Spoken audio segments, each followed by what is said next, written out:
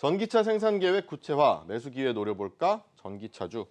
전기차도 그렇고요. 2차 전지 쪽도 그렇고 최근에 ESS 때문에 좀 고생을 많이 했던 것 같은데 그럼에도 불구하고 2차 전지 쪽에서는 최근 강세를 보이는 종목들은 꽤 셉니다. 자, 그럼 김우신 파트너가 볼 때는 전기차주에 대해서 지금 6월 시장으로 우리 생각을 했을 때 네.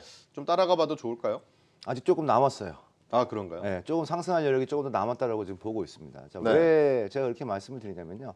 지금은 이제 정확히 얘기하면 전기차 주식들이 올라오는 게 아니라 2차 전지 관련주들이 올라오는 거죠. 그쵸, 네. 예.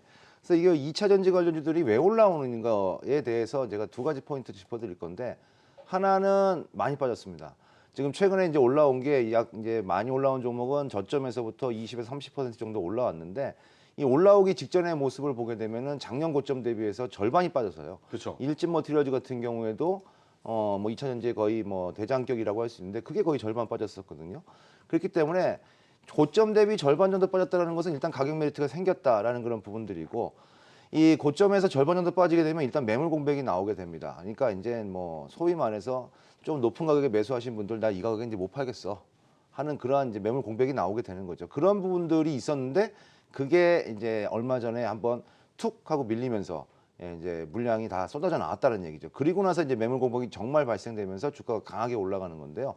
지금 이 자리에서는 한 단계 더 레벨업 할 수 있는 그런 여력은 좀 남아 있는 것 같습니다. 다만 최바닥 대비해서 20%에서 30% 정도 올라온 그런 종목들은 앞으로 상승 여력이 한 10% 내외 정도밖에 남지 않았기 때문에 좀 짧게 대응하는 그런 전략들이 좋을 것 같고요. 두 번째는 이 자동차가 쓰여지는 이 동력원이 이제는 이 화석연료, 석유에서 가솔린에서 지금 이제 동력원이 바뀌고 있다는 그런 부분들, 그 다음에 재생에너지 등이 확산되고 있는 이런 부분들, 이로 인해서 2차 전지 섹터 전반적인 성장 잠재력이 내년부터는 아주 좋아질 가능성이 좀 높습니다.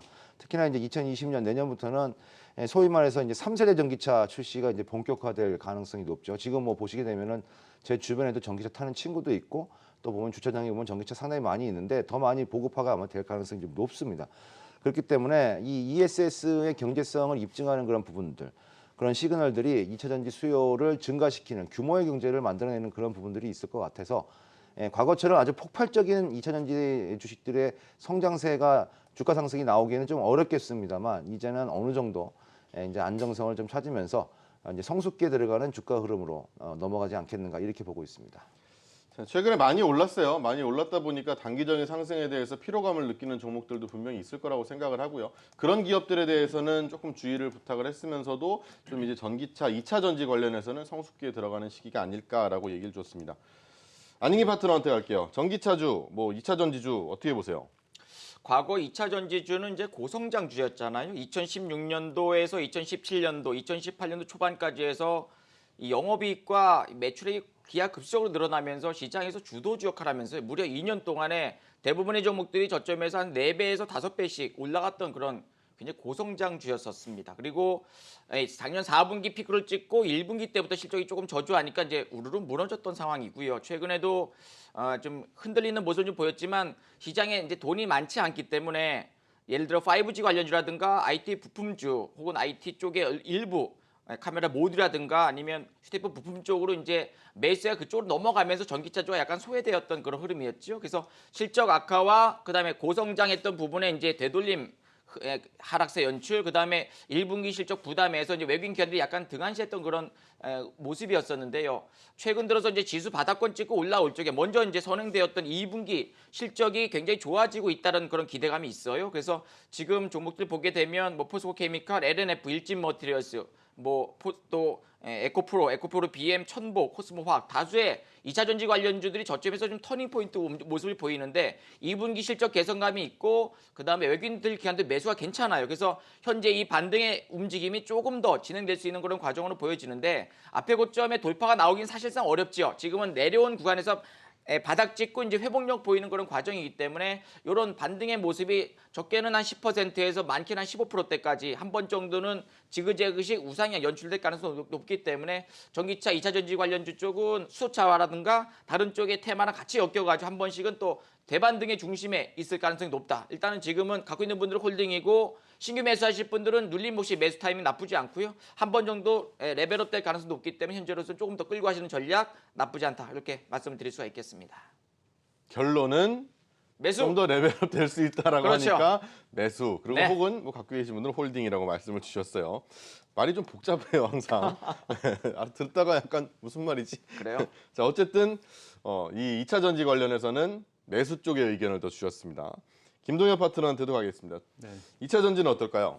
2차 전지는 뭐 제가 지난주 오랜만에 공방할 때도 6월달 주도 테마는 바퀴 관련주라고 말씀드렸었는데 완성차 업체라든가 2차 전지, 뭐 수소차로 대표되는 수소 경제 관련주들이 6월달에 주도 테마가 될 가능성이 높다라는 관점에서 좀 말씀드리는 것이고요.